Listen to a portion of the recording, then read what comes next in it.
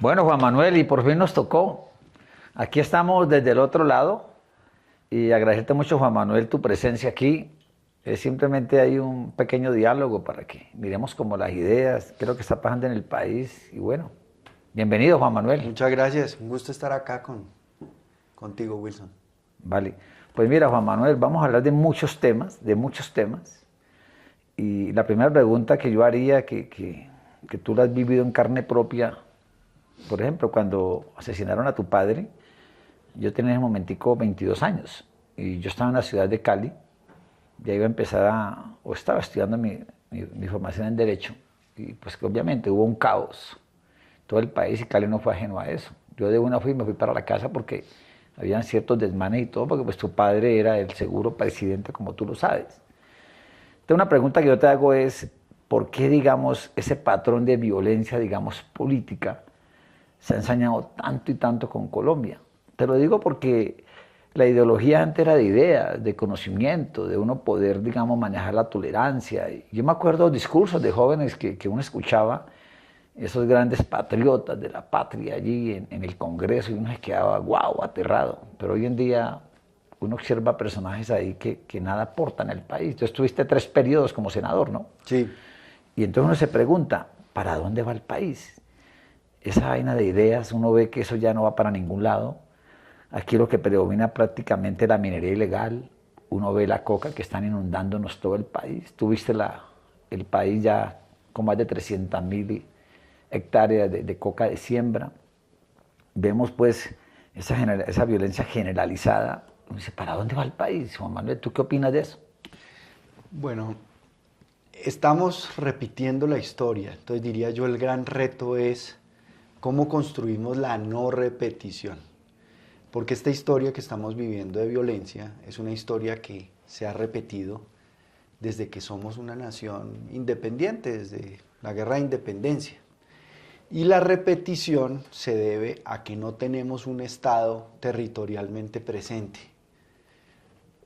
No ausente, ausente y que nunca ha existido en el territorio realmente. Especialmente la periferia del país, cuando uno recorre todas las fronteras de Colombia, territoriales, continentales, encuentra que el Estado siempre ha estado ausente. Entonces, el suroccidente del país, Pacífico Nariñense, la zona número 1 de producción de clorhidrato de cocaína en el mundo. Y si sigue recorriendo y llega a norte de Santander, entre otros, Catatumbo, frontera, segunda zona de exportación de clorhidrato de cocaína en el mundo. Entonces, si nosotros le vamos a apostar a la no repetición como una visión de país que empecemos a construir, tenemos que empezar por construir Estado territorial y para que las poblaciones que han vivido en esos territorios donde siempre ha estado ausente el Estado, sepan que el Estado va a llegar, que la fuerza pública no va a llegar solamente desde un punto de vista represivo, sino con la misión fundamental de proteger a la población y de construir con la población la infraestructura social que esa población lleva esperando décadas. Una vía terciaria, una conectividad a internet, que tenga agua potable, que tenga un puesto de salud digno, que tenga un escenario educativo digno, que haya profesores, que haya transporte escolar. Es que los problemas de Colombia realmente no son unos problemas de ciencia nuclear o de una complejidad extrema. Los problemas de Colombia se resuelven de abajo hacia arriba. Y eso pasa porque los batallones de ingenieros militares, por ejemplo, que llevan décadas construyendo las obras donde nadie las puede hacer, además sin corrupción, sin coimas, sin contratistas inescrupulosos que cobren comisiones o cosas por obras, estos batallones de ingenieros militares necesitan tener todo el apoyo, presupuesto, cooperación internacional, para que hagamos un gran programa con los batallones de ingenieros militares de construcción de infraestructura social territorial. Eso es lo que le va a restaurar la dignidad, en buena parte, a la gente que siente que es invisible, que es inolora, que es incolora, que nadie la reconoce, que el Estado la ignora y la desconoce porque vivimos en las burbujas de esta sociedad y tenemos un país que no puede seguir siendo el tercer país más desigual del mundo. Y eso se debe a esos tres factores: Estado territorial, dignidad para las personas con infraestructura social y oportunidades. Si nosotros abrimos oportunidades para que la gente pueda entrar a la economía formal, a la economía legal, que sienta que le va mucho mejor en la economía legal que vinculándose a organizaciones criminales, ahí creo que sería un punto de partida para la no repetición en Colombia. Sí, me llama mucho la atención, Juan Manuel, lo que tú nos planteas. Y, por ejemplo, cuando hubo el estado de conmoción interior que decretó el presidente en la zona del Catatumbo, pues yo fui el primero que salió a defender, digamos, la institucionalidad, porque yo siempre he pensado y lo sigo pensando, el estado de conmoción ahí no era necesario, porque para eso está nuestra fuerza pública, para ponerle el orden al territorio que tú acabas de mencionar. Y así como muchas otras partes, y ya nos dimos cuenta que eso pasó y nunca se recuperó, digamos, el control. Es decir, hoy en día hay más desplazamiento, hay más desaparecidos, que es lo que nos ilustran pues, los medios de comunicación. Claro, lo que tú acabas de decir es cierto, pero hay territorios que prácticamente están en manos de las bandas criminales. Lo que tú acabas de mencionar, suroccidente colombiano, Cauca, Nariño, ¿dónde me dejas el Chocó, por ejemplo? Arauca, norte de Santander. Entonces, yo creo que no estamos de acuerdo y no todo el tiempo podemos hablar en Colombia de que esto hay que hacerlo por la fuerza, ni imponiendo la seguridad. Porque para mí, claro, el territorio se ha recuperado por nuestra fuerza pública. Pero para lograrlo, tenemos que necesariamente incentivar nuestra fuerza pública, volver el concepto nuevamente, digamos, de autoridad, duplicarle si es necesario el presupuesto y ya una vez recuperado el territorio, ahora sí hablemos, digamos, del tejido social. Es decir, ¿cómo lo vamos a recuperar?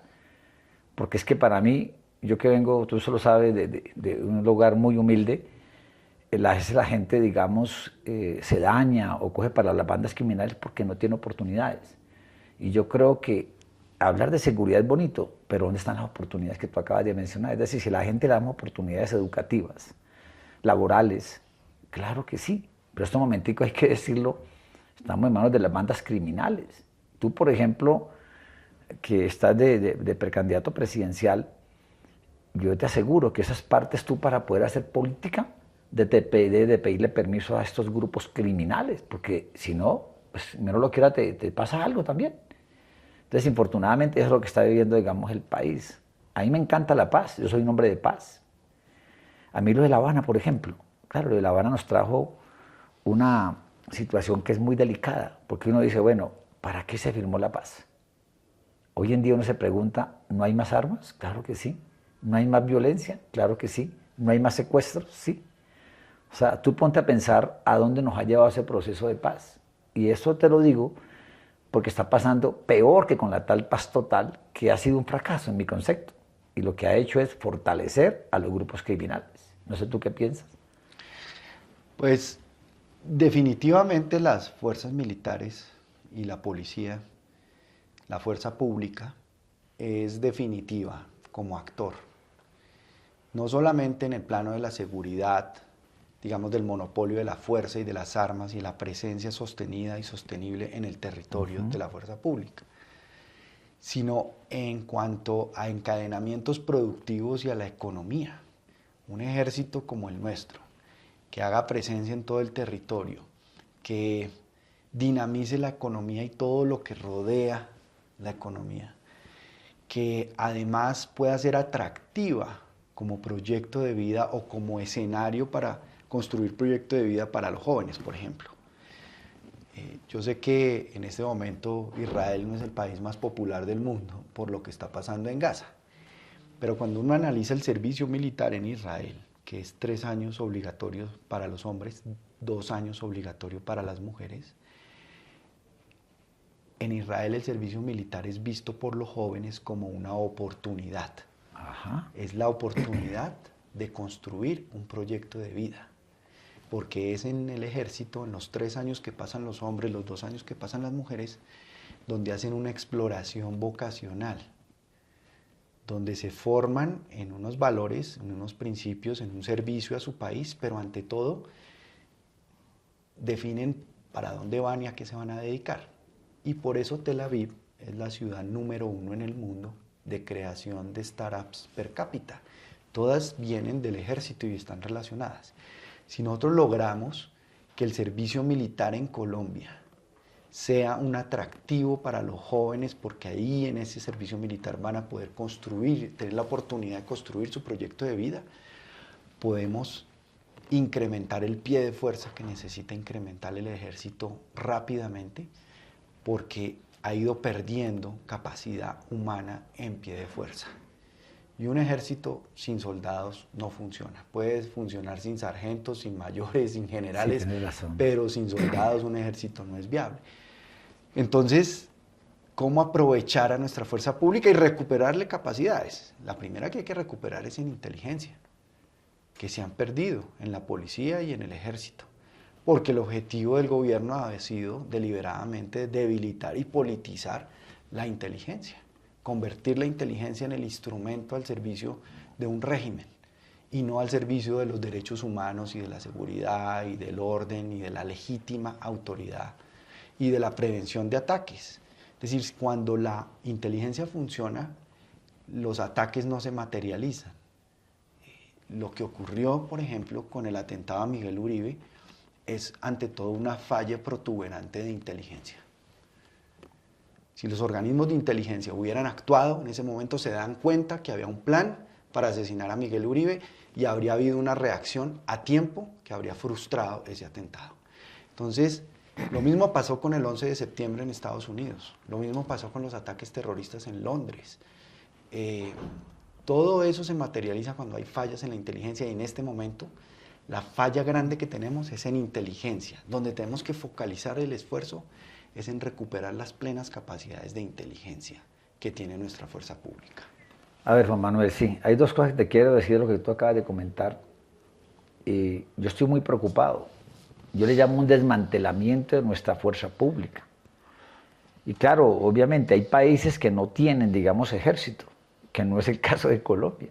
Colombia sí lo requiere porque llevamos décadas, digamos, en medio de digamos, una guerra sin razón y sin sentido con estos grupos a margen de la ley. Entonces me preocupa mucho porque en estos momentos, con la llegada de este presidente que tenemos, hay un desmantelamiento de nuestra fuerza pública. Es decir, hay un faltante de más de 30.000 miembros de la fuerza pública. Te pongo un ejemplo, la Policía Nacional, ¿cómo le quita más del 30% de presupuesto? Claro, cuando el DAS desapareció, nosotros aspirábamos que la nueva Dirección Nacional de Inteligencia iba a ser una cosa guau, espectacular. Tantas cosas que pueden pasar en el país, pero no es un desmantelamiento. Yo lo veo es como algo sistemático, algo que lo hacen adrede. Hace unos días me enteré, más de 600 nombramientos y nada que se decían a sacarlos. Los militares o de la fuerza pública, muchos iban en comisión, los tienen frenados durante meses también. Es decir, eso es una cosa que es consecutiva. Y yo insisto con lo mismo. Y nosotros dejábamos, acuérdate que tú en esos momentos también nos ayudaste mucho con la famosa Ley de Seguridad Ciudadana. Lo que nosotros aquí le estamos dando, digamos, elementos a nuestra fuerza pública para que ellos, digamos, se empoderen un poco. El grave problema, ¿cuál es? Que aquí la gente, infortunadamente, ya no los respeta. Tú has visto que los escupen, los golpean y ellos, pues, no son capaces de reaccionar. ¿Por qué? Porque cualquier cosa que hagan, infortunadamente, todo el mundo les cae. Yo pienso que tenemos que articular, Juan Manuel, más adelante, una defensa, tú eres un hombre muy institucional, una defensa ardua para favorecer a nuestra fuerza pública ante todos esos ataques mediáticos que los hay. Y lo peor, tú que viajas tanto como yo, cuando uno va a un aeropuerto internacional uno ve todos estos vándalos con la cabeza agachada cuando pasan un puesto de inmigración extranjera, pero aquí, con nuestros militares, nuestra fuerza pública, haciendo lo que les da la gana. Yo creo que si le devolvemos la credibilidad a nuestra fuerza pública, le vamos a duplicar el presupuesto, vamos a crear más fuerza pública, vamos a reconstruir el tejido social, yo creo que Colombia puede ir por un sendero mejor, es lo que yo creo.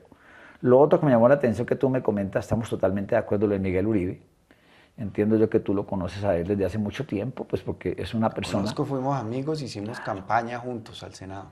Sí, yo lo sé y en también... En 2010 él me acompañó al Senado Claro, y desde acá, tú como yo, pues Dios quiera que se recupere y que salga adelante, que es lo primero que uno le desea a él y a su hermosa familia, que continúen por el bienestar del país. Pero mira, te quiero decir algo, fueron 23 solicitudes que él hizo a la UNP y a este gobierno para que lo protegieran. Tú lo acabas de decir, no lo dices tú, mucha gente lo ha dicho. Fallaron.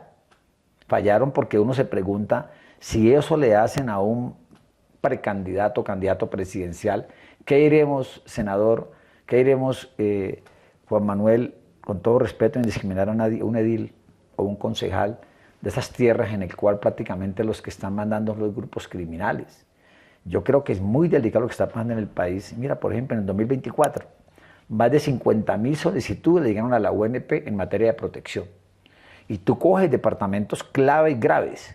Por ejemplo, tú coges del 2016 para acá, más de 1.500 líderes sociales y políticos asesinados.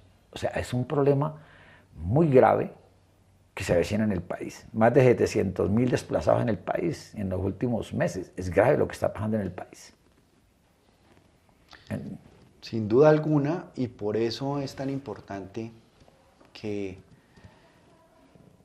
hagamos una unión por la Constitución del 91 y por la democracia, con un propósito de responderle a mucha gente que está esperando también un cambio en su circunstancia de vida, en los territorios, pensando en los jóvenes, por ejemplo, y las mujeres. Nosotros en el nuevo liberalismo estamos haciendo un esfuerzo muy grande para que en la elección de los consejos municipales de juventud haya una gran representación de jóvenes por el nuevo liberalismo, porque esa es la formación de los liderazgos políticos que harán el relevo generacional de la política, para que también se formen en otra manera de pensar la política, depurada de los vicios, de la corrupción y del clientelismo que también han alejado tanto a la ciudadanía de la política y han debilitado profundamente los partidos políticos. Entonces, para nosotros es muy importante el estar con los jóvenes y el conectarnos con los jóvenes, con sus expectativas, sus anhelos y politizarlos en el buen sentido de la palabra. Es decir, que se involucren en decisiones políticas porque están subrepresentados políticamente hoy. Hoy las tasas de desempleo en jóvenes son prácticamente el doble. Y los jóvenes, ¿dónde están representados políticamente para decir, bueno, en una reforma laboral que se debata en el Congreso, no nos van a escuchar, no van a tener en cuenta nuestra realidad en todo lo que está pasando con el medio ambiente y el cambio climático?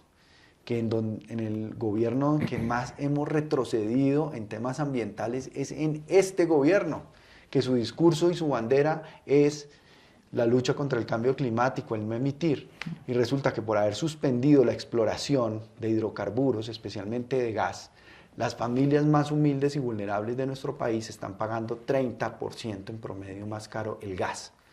Y el gas es el combustible que nos va a permitir pasar una transición energética exitosa. Los hidrocarburos es lo que nos va a permitir financiar la transición energética. Entonces, todas esas políticas ambientales fallidas, por ejemplo, hoy están invadiendo los parques nacionales. Chiribiquete está invadido, en donde han pavimentado tierra, han talado, han metido ganado, han hecho toda clase de cosas por toda la actual política del gobierno de paz total, que ha sido la ventaja total para que estas organizaciones criminales consoliden su control territorial integral. Es decir, son hoy en día un paraestado. Son los que imparten justicia, son los que imparten impuestos, son los que hacen las obras públicas, inauguran puentes. El Clan del Golfo es el que ofrece el empleo a la gente que no tiene empleo, que no tiene trabajo. ¿Por qué? Porque el Estado está ausente, porque el Estado nunca ha estado presente. Entonces, claro que tenemos que reducir el tamaño del Estado central, pero hay que construir Estado territorial y en eso debemos trazar una política de Estado en donde sentemos las bases en el próximo gobierno, porque eso es lo que nos va a permitir no seguir repitiendo la historia, Wilson, de reciclar violencias y violencias y violencias por lo mismo. ¿Por qué? Porque el Estado no existe, porque el Estado no está presente, porque el Estado no ofrece oportunidades, porque la gente se siente en esos territorios absolutamente a su suerte abandonada. Entonces, yo creo que hay que apostarle a eso, a eso. Obviamente, empezando por lo primero, que es recuperar la seguridad y el monopolio de la fuerza en el territorio, a través de la fuerza pública, y para eso vamos a tener que sumar capacidades internacionales de países con los que necesitamos tener cooperación para fortalecer a nuestra fuerza pública, pero también, repito, haciendo que nuestra fuerza pública se convierta en un atractivo para los jóvenes. Y la policía la tenemos que profesionalizar en el nivel ejecutivo. Sí. Es decir, los patrulleros, los subintendentes, los intendentes jefe, los subcomisarios y los comisarios, que son los 6 niveles del nivel ejecutivo, los 6 grados del nivel ejecutivo. Qué bien. Que es el policía de la calle, es el policía de vigilancia, es el policía que interactúa con el ciudadano. Cuando el ciudadano acude a la policía, acude a ese policía del nivel ejecutivo. Pero ¿qué encuentra? Un policía desmotivado, indisciplinado, porque no tiene sentido de pertenencia muchas veces con su institución, que no siente que lo apoye, que lo estimule. No tiene oportunidades de formarse, de capacitarse. Tiene que lidiar con lo más complejo y lo más difícil de la labor de policía. Entonces, ese policía de la base hay que formarlo, hay que estimularlo, hay que incentivarlo, hay que darle moral, hay que darle apoyo, respaldo y sobre todo salud mental y emocional, que es uno de los grandes retos que tenemos, que se exacerbó después de la pandemia, se volvió más grave. En los jóvenes, la salud mental y la salud emocional, las tasas de suicidio, las tasas de depresión, los problemas de soledad, de maltrato, de violencia, todo eso está afectando la salud mental y salud emocional, y para eso tenemos que también trabajar en la fuerza pública, la salud mental y la salud emocional, porque un policía que viene de un entorno muy difícil, ¿cómo va a atender a un ciudadano que lo llama cuando tiene los problemas más graves de su vida, que es cuando uno llama a la policía? Entonces, ahí tenemos también que pensar cómo vamos a profesionalizar el nivel ejecutivo de nuestra policía.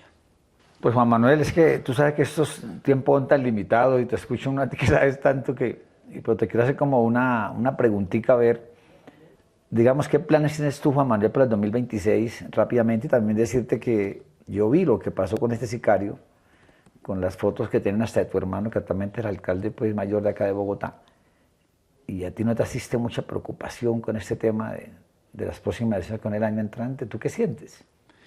Pues hay que tomar medidas de seguridad y hay que autocuidarse también, no ser imprudentes, pero hay un compromiso, y es un compromiso con el país, es un compromiso que a mí me inculcaron desde mi primera infancia, y tú sabes hasta dónde mi progenitor llevó ese compromiso, hasta ofrecer su propia vida. Entonces, ese compromiso para nosotros es fundamental, y yo lo que quiero contribuir es a ser un soldado en construir un gran equipo en el Congreso, un gran equipo en el gobierno, que a partir del 7 de agosto del 2026 a las 3 de la tarde tenga las medidas listas, el equipo conformado, para no perder un segundo en enfrentar los retos inmediatos, urgentes, importantes que tiene el país por delante. El reto fiscal, que va a estallar el próximo gobierno. El reto energético, porque en el 2026 nos puede venir probablemente un niño con una oferta, con una demanda de energía que está creciendo y superando ya la oferta. Ya tenemos un déficit de generación.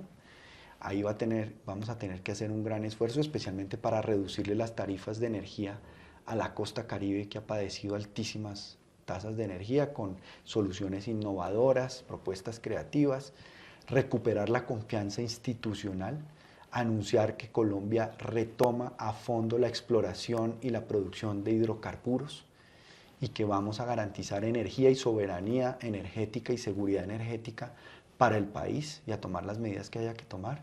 El reto del sistema de salud, 32 billones de pesos de deudas. Así es, en este momento sí. acumuladas.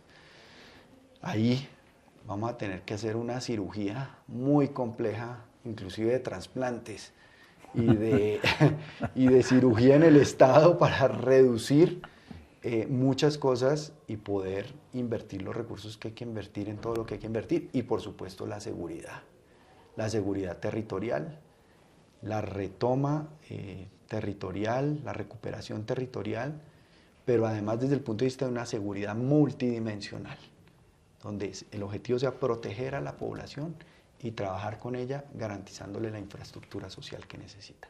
Bueno, Juan Manuel, antes de que te nos vayas, aquí veo unos trinos que hizo el presidente Petro y otro de Gustavo Bolívar. Te los voy a leer textualmente a ver cuál es tu opinión. Gustavo Petro te dice: le sugiero a Galán un poco de matemáticas y lógica formal. Si hay tres conjuntos de personas, ricos, clase media y pobres, si se enriquecen los pobres, ¿no aumenta la clase media?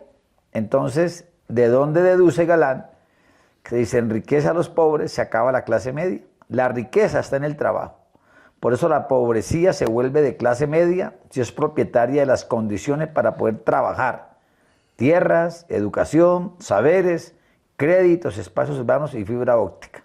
Ese es un sofisma ideológico, dogmático. Para mí realmente lo que cuenta es que el 99% del tejido empresarial de este país, que son las micro y pequeñas empresas, tengan todo el respaldo y el acompañamiento.